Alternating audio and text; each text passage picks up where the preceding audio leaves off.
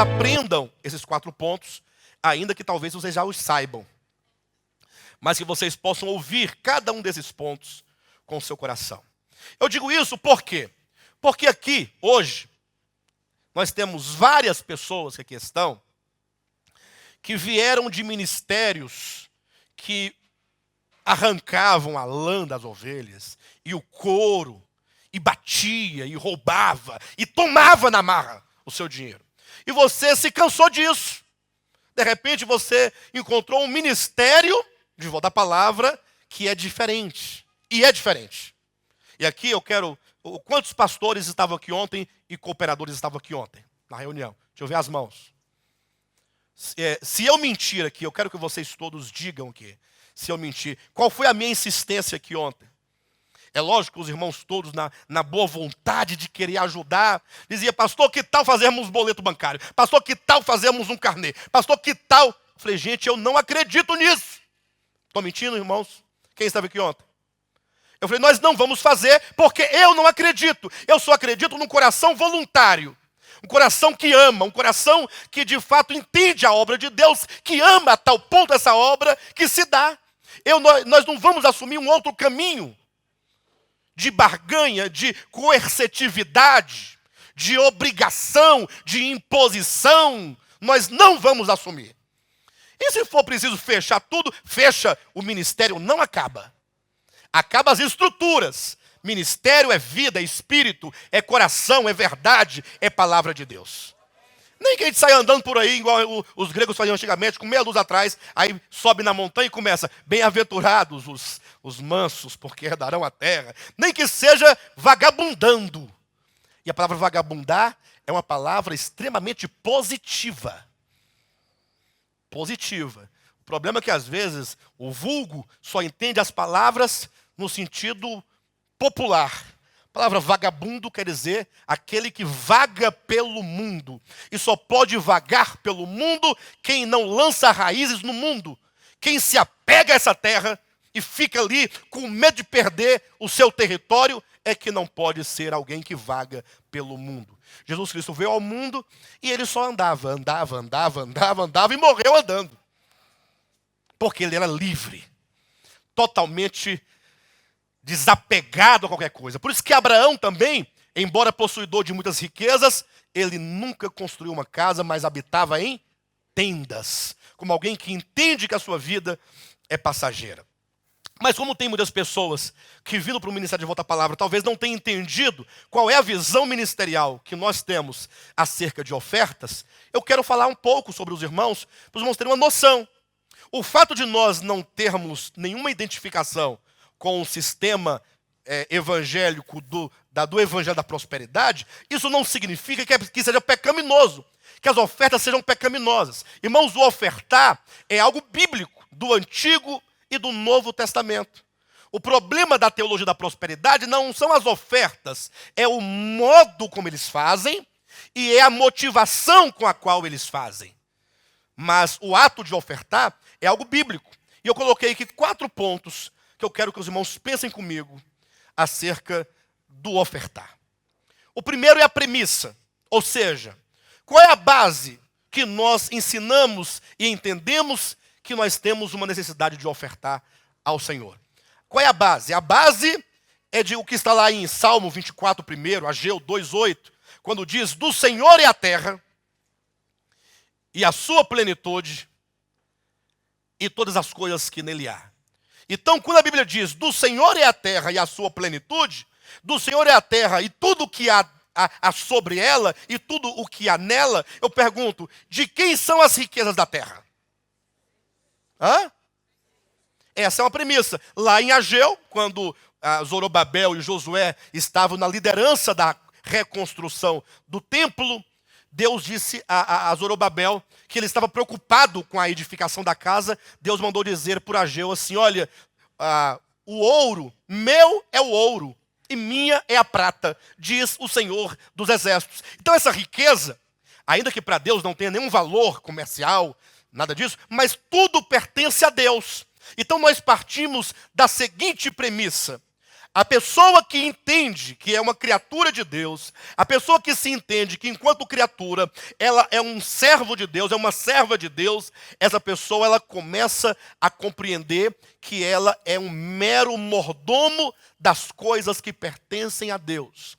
Nada que você possui pertence a você. Absolutamente nada. Você pode ter dinheiro, você pode ter cartão de crédito, você pode ter corpo bonito, corpo sarado, você pode ter mente brilhante, você pode ter bom emprego, você pode ter grande aposentadoria, você pode ter o que você quiser. Nada é seu. Basta que você leia Lucas capítulo 16, e você verá no momento quando Jesus conta uma parábola acerca do administrador infiel. Diz que num dado momento, de repente, simplesmente o dono das riquezas diz para o mordomo assim: presta conta da tua administração, porque já não permanecerás nela. O que significa isso? Que hoje, Deus pode falar para você: presta conta da tua administração, porque você vai morrer. Pastor, mas qual que é a minha administração? Ora, tudo aquilo que Deus te deu. O seu corpo, o ar que você respira, o tempo, a comida, o dinheiro, os filhos, os bens, os talentos. Tudo que você possui, pouco ou muito, mas que Deus te confiou, você é um administrador das coisas divinas. Então, você tem que administrar isso com vistas ao reino de Deus. Quando diz buscai, pois, em primeiro lugar o reino de Deus, ele quer dizer que a vida humana, no geral, em tudo que diz respeito, deve convergir para o reino. Você deve colocar o reino de Deus como sendo a coisa mais importante da sua vida. Do contrário, se você inverter essa situação, você se tornará um administrador infiel. Lembra daquela parábola que Cristo contou acerca de um homem que num dado tempo lá plantou no seu campo, e naquele ano o seu campo ele produziu de uma maneira extraordinária, descomunal, como nunca outrora havia produzido. E aí ele ficou tão empolgado quando ele viu tanta coisa. E o que ele deveria ter pensado, irmãos? Qual seria o pensamento de uma pessoa, né, de sã consciência e com a mente sadia? Falei assim, mas que coisa, eu acostumado a colher tanto, e agora esse ano eu colhi 3, 4 vezes mais, então certamente eu vou distribuir com aqueles, ou para aqueles que não colheram nada ou colheram quase nada. Mas não, na hora ele não pensou em ninguém, somente em si. E ele disse, que farei eu? A primeira pergunta está certa. O que farei eu diante dessa riqueza que Deus me deu?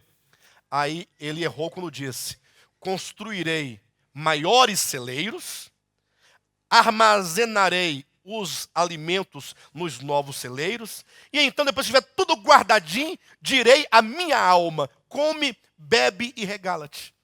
Aí Jesus interrompe, Jesus entra na parábola, e o próprio Jesus, interrompendo a parábola e entrando na parábola, fala para o homem fictício da parábola, dizendo, louco, esta noite te pedirão a tua alma, e o que tu tens preparado, para quem será?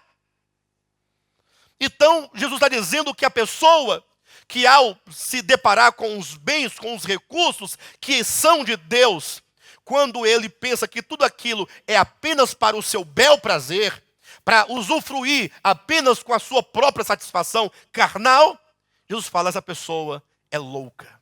Ela não tem ideia de que ainda hoje ela pode ir para o Hades totalmente despida, totalmente nua de qualquer coisa. Quando a pessoa morre, vai só a alma e o espírito para o Hades, nada mais. Então nós temos que partir desse princípio. Tudo começa desta base, é a premissa. Deus é o dono de todas as coisas. Ele é o dono da minha vida, da minha existência. Sequer eu posso permanecer em pé sem Ele. As pernas que se movem, o sangue que corre nas suas veias, o coração que está aí pulsando, fazendo esse sangue subir e descer, os rins que filtram, tudo é de Deus. Agradeça a Deus, louve a Deus, adore a Deus. Se entenda como um servo de Deus, como um mordomo de Deus, e o glorifique e o exalte. Porque somente assim nós poderemos começar corretamente. Se você não começar por aqui, pode parar, porque você não vai acertar nada. Aqui é o começo de tudo. Entender quem é Deus e quem nós somos. Aí você terá um bom relacionamento com as coisas. O segundo ponto são os exemplos bíblicos e históricos acerca do ofertar. Ofertar não é uma questão de igreja pentecostal, neopentecostal, evangelho da prosperidade. O ofertar está em toda a Escritura. Lógico que nós devemos corrigir um falso entendimento que há aí no meio cristão de uma maneira geral, que quando se fala de oferta, eles falam, não, o primeiro a ofertar foi Abel. Aquela oferta de Abel não tem nada a ver com o que nós estamos falando. Aquela oferta de Abel é uma oferta sacrificial.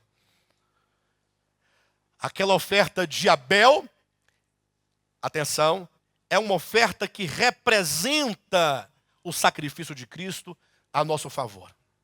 É uma oferta pelo pecado, não tem nada a ver com a oferta de riquezas materiais. Por isso, quando nós falarmos assim, oferta de riquezas materiais, nós estamos distinguindo a oferta de recursos materiais das ofertas de sacrifício. Então, nós não temos que partir desse ponto, mas entender que ao longo da história bíblica, houve situações, ou ordinárias ou extraordinárias, em que o povo tinha que participar. Por exemplo, quando Deus tirou o povo de Israel do Egito, saiu o povo, aí Deus os levou até o Monte Sinai. Aí Deus falou o que para o povo de Israel? Para Moisés: faça-me um tabernáculo, para que eu possa habitar no meio de vocês. Aí desce Moisés, pessoal, atenção, todo mundo, fez uma assembleia extraordinária. Deus nos ordenou fazer um santuário. E Ele deu a planta do santuário. Ele deu até o nome dos materiais a ser usados no santuário. Como é que nós vamos construir o santuário? Talvez alguém levantasse e tivesse uma ideia. Moisés, que tal nós voltarmos lá no Egito e falarmos com o faraó, que Deus nos deu a incumbência de edificar para ele um santuário. Então vamos pedir ajuda do governo. Quem sabe tem algumas nações aqui próximas, vamos perguntar a essas pessoas se elas não podem doar alguma coisa. Não, diz a Bíblia que Deus ordenou que cada um do povo doasse o que tivesse, uma pulseira, um cordão, um tecido, um animal, para tirar a pele do animal. E assim, com os recursos arrecadados do povo, foi que foi construído o tabernáculo. Está em Êxodo capítulo 25, essa história, quando Deus ordena que se faça o tabernáculo e que o povo oferta para a construção do tabernáculo. Agora, os irmãos, imaginem que diz a Bíblia que foram tanta oferta, que chegou um ponto que ele falou assim: pessoal, por favor, parem de ofertar, porque já é demasiado, já tem tanto que está sobrando, não precisa mais vocês doarem nada, porque nós já temos material suficiente para construir o tabernáculo. Então a construção do tabernáculo, ela foi possível por causa das ofertas voluntárias de coração daqueles que entenderam que eles estavam ali no deserto por uma revelação, por uma visão e agora por uma incumbência. É certo que talvez tivesse alguém falando: não, eu não vou dar meu ouro, minha prata, meus bens, eu não vou dar. Talvez tivesse pessoas desse jeito? Sim ou não? Sim. Mas e por que falariam isso? Por não compreender que Deus tinha um projeto com aquelas pessoas ali no deserto. Que Deus tinha uma razão de tê-los tirado do Egito.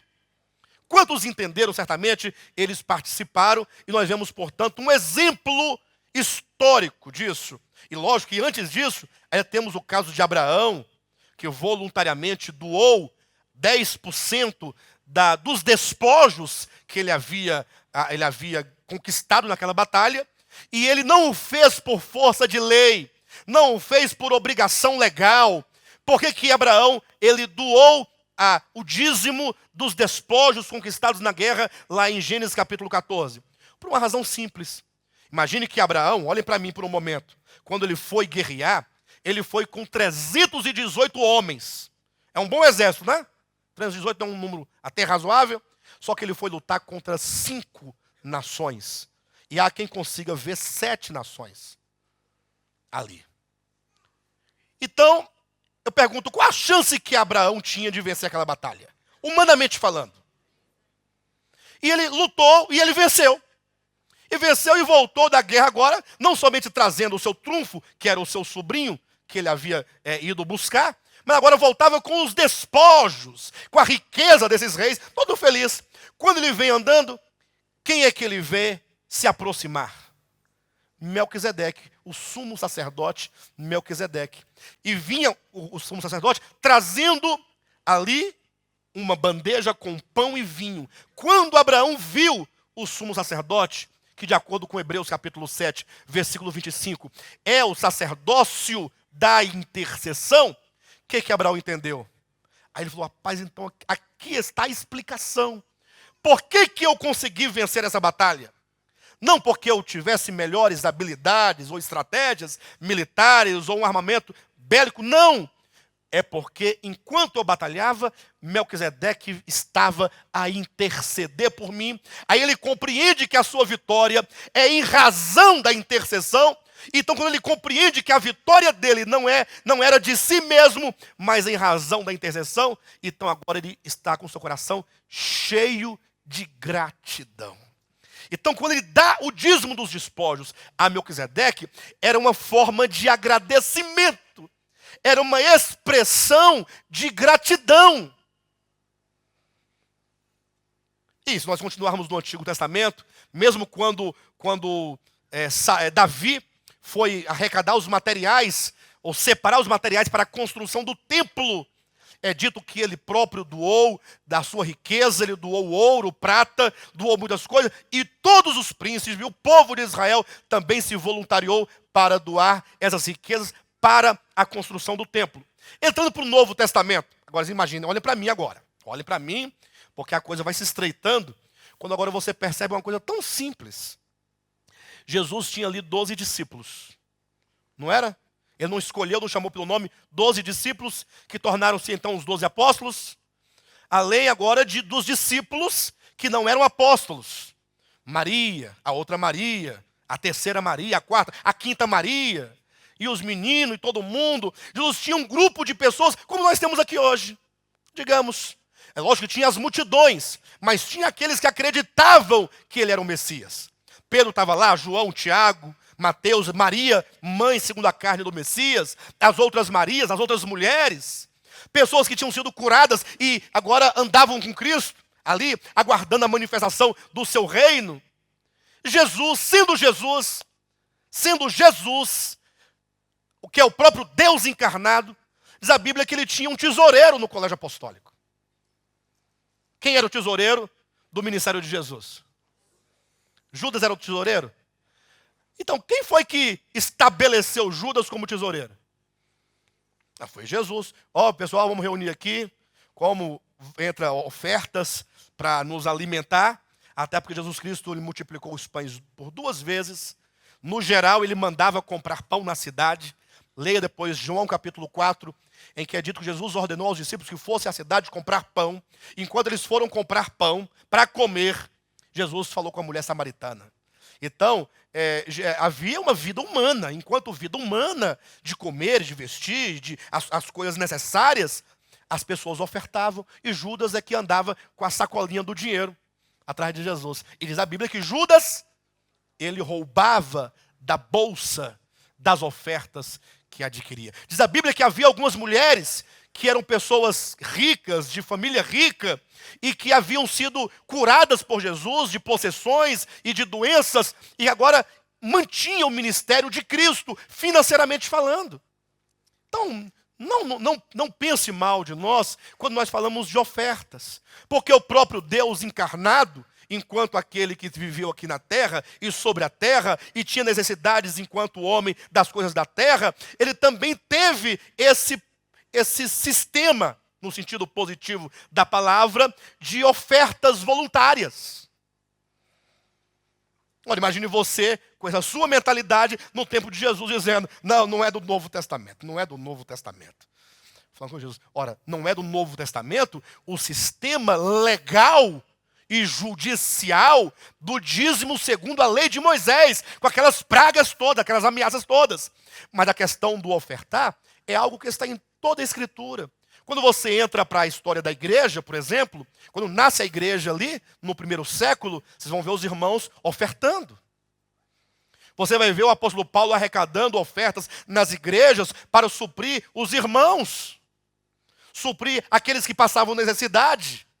Então, desde o Antigo Testamento, evangelhos, Atos dos Apóstolos ou epístolas, nós vamos encontrar as ofertas como sendo algo normal, algo que Deus não somente estabeleceu, como também aprova. E não somente aprova, mas Deus usa isso até mesmo, não somente para resolver esses problemas materiais, mas também para tratar com o nosso coração.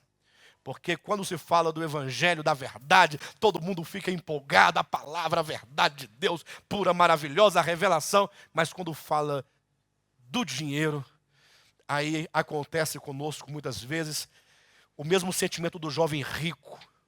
Bate aquela tristeza, dinheiro. Estava até pensando mesmo em sair dessa igreja, sabia? Na verdade era uma coisa antiga. Mas agora eu percebo que é o momento de Deus. Tchau. Bem, agora, é lógico que esse ofertar, ele tem que ter princípios que os rege. Né? Tem que ter princípios que regem esse ofertar para que seja, de fato, algo agradável a Deus. Os princípios norteiam. Pastor, como eu devo fazer? E aí, quando nós lemos aqui em 2 Coríntios capítulo 8 e capítulo 9, vamos encontrar alguns princípios. Eu quero ler só o trechinho que foi lido agora de manhã, só para os irmãos perceberem o que o apóstolo Paulo fala acerca disso. Ele diz assim, olha, capítulo 8 de 2 Coríntios, depois eu vou citar em breves palavras aqui esses princípios, os irmãos deverão ler em casa. O capítulo 8 e 9 de 2 Coríntios, os irmãos encontrarão todos esses princípios, e ainda outros que eu não vou citar aqui. O tempo não nos permite ir muito longe, eu não quero me prolongar muito. Espero que os irmãos entendam e que os irmãos não me abandonem aqui na frente sozinho. O povo já está indo embora. Mas é normal, né? Normal. Talvez é porque tem uma necessidade. Né? Não pode ficar. Não quer dizer que ao sair a pessoa esteja. Nada disso. Mas também pode ser que seja também, né? Também não tem importância nenhuma. 2 Coríntios capítulo 8. Olhem comigo aí. Também, irmãos, e aqui Paulo fala aos coríntios, também, irmãos, vos fazemos conhecer a graça de Deus concedida às igrejas da Macedônia. Porque no meio de muita prova de tribulação, manifestaram abundância de alegria, e a profunda pobreza deles superabundou em grande riqueza de sua generosidade. Observa que Paulo, falando aos coríntios, ele falou assim, olha, eu vou citar o exemplo de uma igreja. É um exemplo para vocês olharem para o exemplo daquela igreja, e ele vai citar uma igreja que passava por momentos de grande tribulação, e uma igreja que estava vivendo um momento de profunda pobreza. Quem aqui essa manhã está vivendo em profunda pobreza? Deixe-me ver a mão. Pastor, eu estou em profunda pobreza. Agora veja que aqui nós temos uma igreja com profunda pobreza.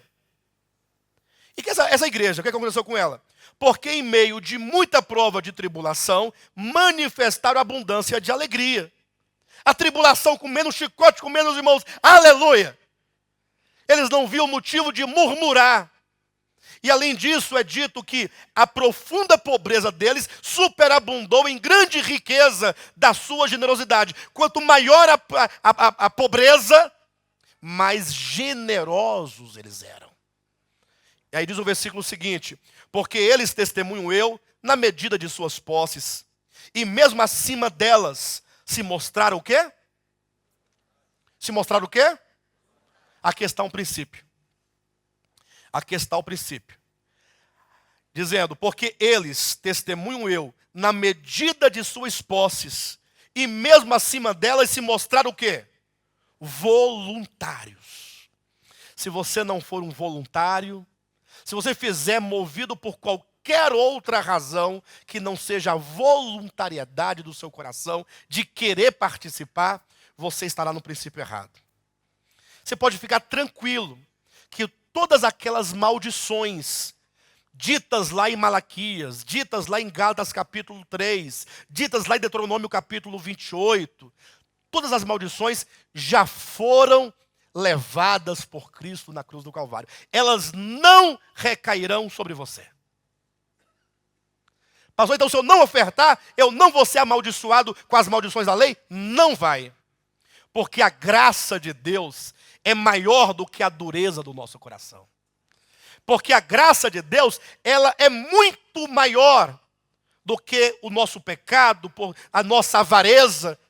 A graça de Deus superabunda onde abunda o pecado. Então, você pode ficar nesse sentido das maldições da lei tranquilo. Lógico que há outras implicações, mas as da lei você pode descansar. Elas não recairão sobre aqueles que creem em Deus. Continuando no versículo 4 diz, pedindo-nos, então essa igreja pedia com muitos rogos a graça de participarem da assistência aos santos. E não somente fizeram como nós esperávamos, mas também deram-se a si mesmos, primeiro ao Senhor, depois a nós, pela vontade de Deus, o que nos levou a recomendar a Tito, que como começou, assim também complete esta graça entre vós. 7. Como, porém, em tudo manifestais superabundância. Agora olhe para mim, olha como o texto muda. Ele começa dizendo à igreja de Corinto, falando, eu falarei a vocês, darei o exemplo da igreja dos macedônios. Aí ele passa a falar agora da terceira pessoa. Porque eles, sendo extremamente pobres, eles foram voluntários, eles se deram ao Senhor, eles se deram a nós, eles... No versículo 7 diz, como porém em tudo manifestais superabundância, quem manifestou superabundância aqui? Agora já são os coríntios. Porque ele muda aqui a pessoa. Como porém em tudo manifestais vós, eu dei o exemplo deles, agora eu volto para vocês, igreja. Como vocês, igreja de Corinto, em tudo, diga em tudo. Em tudo, olha que coisa interessante, em tudo manifestais superabundância. Então, ao contrário da igreja da Macedônia, a igreja de Corinto, ela tinha uma superabundância em tudo. Sobretudo em quê? Ele continua dizendo, tanto na fé. Então a igreja de Corinto tinha uma superabundância de fé, e na palavra, e no saber, e no cuidado, e em nosso amor para convosco. Eles eram ricos até do amor que os apóstolos tinham por eles. Ele diz, assim também abundeis nessa graça. Ou seja, a igreja de Corinto era uma igreja abundante em dons espirituais, em manifestações espirituais, em fé, na palavra. Era uma igreja extremamente rica em tantas coisas.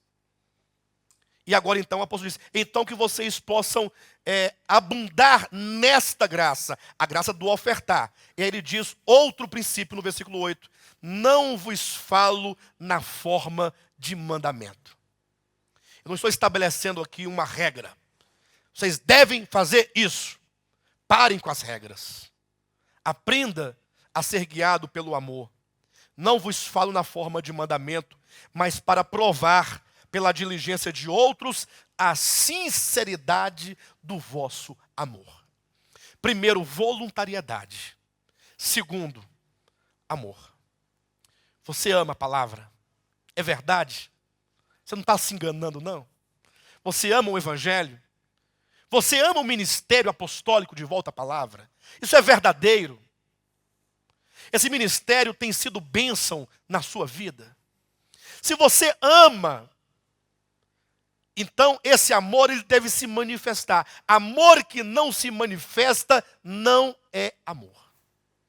Está em João 3,16, aquele velho texto tão conhecido dos crentes. Deus amou o mundo. Que coisa linda. Bastaria essa frase, Deus amou o mundo. Só que esse amor se manifesta quando? Que deu o seu filho. A maior oferta, no sentido de doar algo gratuitamente, é a oferta de Deus, que deu o seu filho. Lógico, uma oferta sacrificial, mas é a manifestação do amor. Aquele que diz que ama, mas não manifesta esse amor nunca. Esse amor não se materializa. Ora, que amor é esse? Esse amor está mais para egoísmo. Então, o princípio do amor, ele diz, não vos falo na forma de mandamento, mas para provar pela diligência de outros a sinceridade do vosso amor. E aqui para frente tem outros princípios. Os irmãos leiam em casa, 2 Coríntios capítulo 8, capítulo 8, capítulo 9. Nós vamos ver aqui a voluntariedade, o amor. Capítulo 9, versículo 5 nos fala sobre a generosidade. Fala assim, olha, 9,5 fala assim, portanto julguei conveniente recomendar aos irmãos que me precedessem entre vós e preparassem de antemão a vossa dádiva já anunciada, para que esteja pronta como expressão de generosidade e não de avareza. Então, é a voluntariedade, é o amor e é a generosidade. Alguém que consegue ver o outro. Alguém que consegue ver que aquilo que você oferta não é dinheiro para a igreja, mas é um meio pelo qual essa palavra que tanto nos alimenta poderá alimentar a outras pessoas. Aí nós temos a generosidade. O capítulo 9, versículo 7 diz algo. Leia comigo. Cada um contribua segundo tiver proposto no coração, não com tristeza ou por necessidade, porque Deus ama a quem dá com alegria. E aqui está um ponto. Aqui está um ponto. Eu sei que talvez no final do culto, alguns irmãos vão me procurar com algumas ideias. Pastor, eu tenho uma ideia. Para resolver o problema, eu tenho uma ideia. Que tal se nós fizermos assim, uma reunião e tal, e aí cada um traz uma estratégia diferente para resolver o problema, o que é bom, significa que os irmãos têm uma preocupação com o ministério. Mas esse texto nos ensina algo que nós precisamos aprender com o coração. Cada um. O que os irmãos entendem quando diz cada um? O irmão Taylor é um. O Josué é um. O Juraci é um. Cada um. O que inclui todos. Todos. Aqui nós temos uma média aqui, de uns 40% a 50% de pessoas que não ofertam, absolutamente. Não ofertam. Não ofertam. Você está assustado? O Jorge fez um olhão assim, não oferta. Pastor, nunca dá R$1, nunca dá 1 centavo, nunca dá 10. Não dá, simplesmente não dá. Acredita? E eu sei disso. E a pessoa sabe que eu sei também. Mas também não tem nenhuma importância eu saber ou não saber, e queria nem saber. Porque isso não tem nada a ver comigo. Eu não tenho nada a ver com isso. Eu estou aqui nessa obrigação de ter que ensinar a igreja. Eu vou dar um recadinho no finalzinho para os irmãos entenderem todo o processo. Eu tenho que falar, eu tenho que ensinar. Mas é verdade, Jailson. Tem pessoas aqui que não ofertam.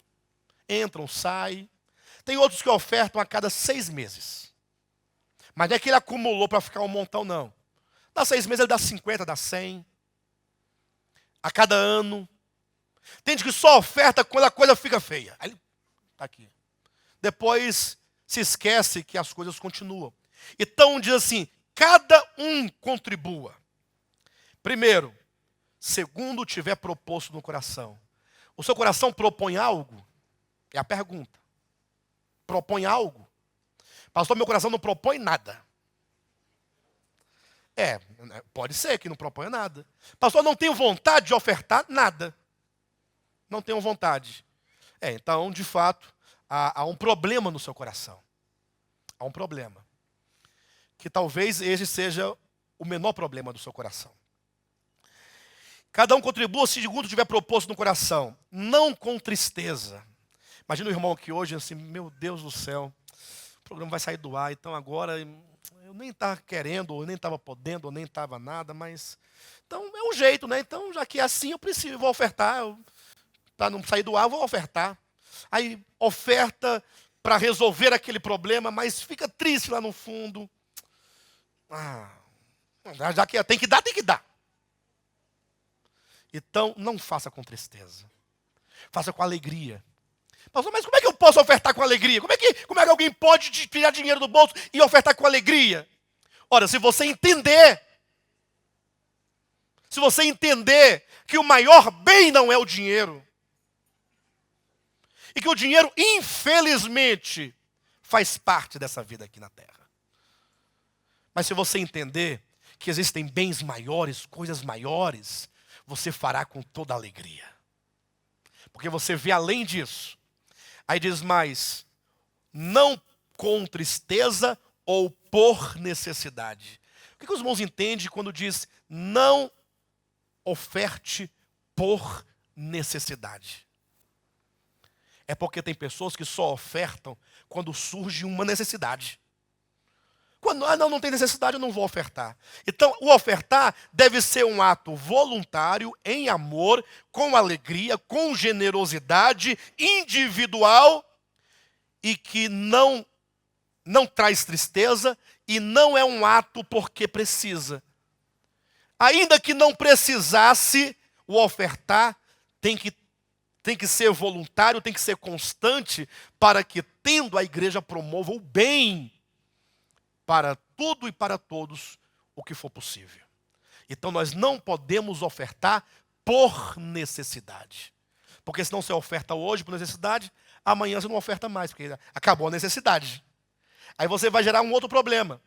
E aí é o momento em que eu quero dizer para os irmãos, agora é o meu coração exposto aqui aos irmãos. Eu confesso à igreja, é uma confissão pública, que eu me cansei de ficar aqui falando, me cansei.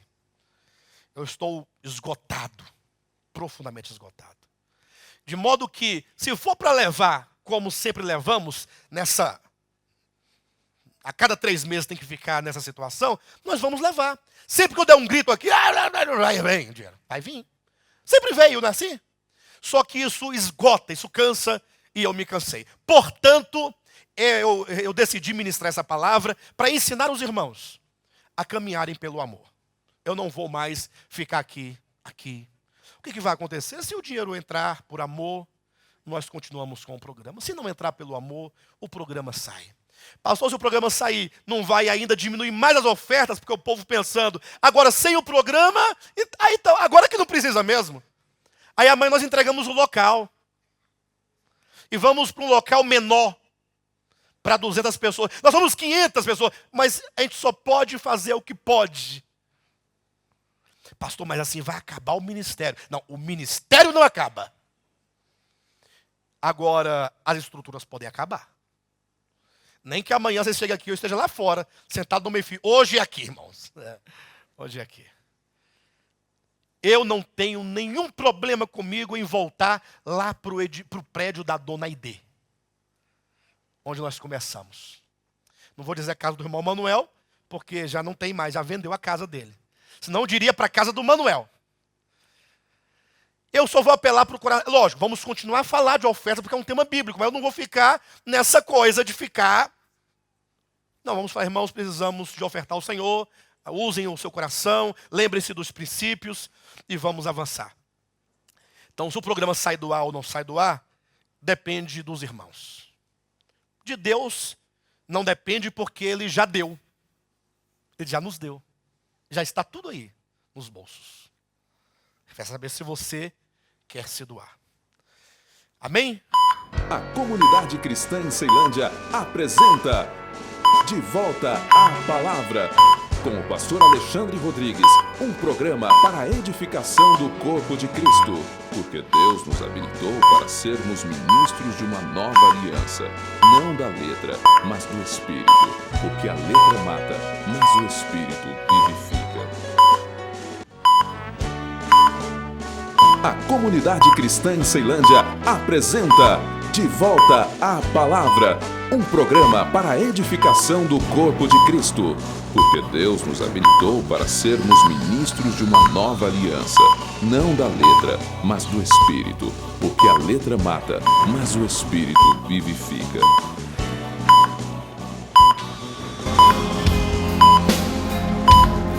Nem a tribulação ou angústia, nem a perseguição ou a fome, nem o perigo ou a espada, nem o presente ou o porvir.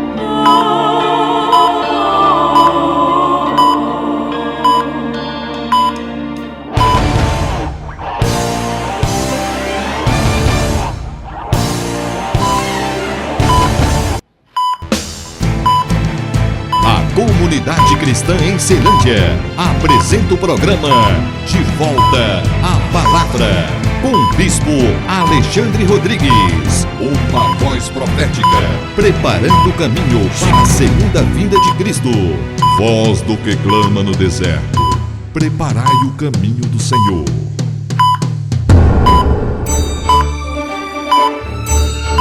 O Ministério Apostólico De Volta à Palavra apresenta De Volta à Palavra, com o Bispo Alexandre Rodrigues, uma voz profética, preparando o caminho para a segunda vinda de Cristo. Voz do que clama no deserto, preparai o caminho do Senhor.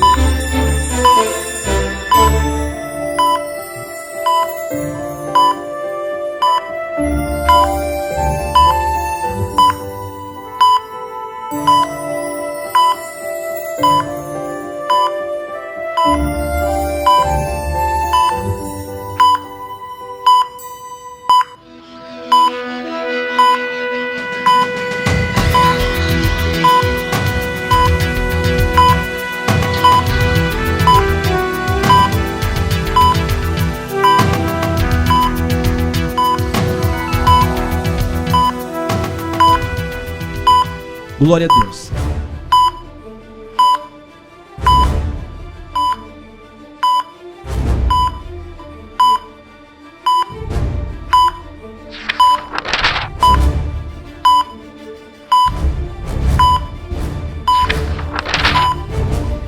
Queridos, odre velho, vinho novo.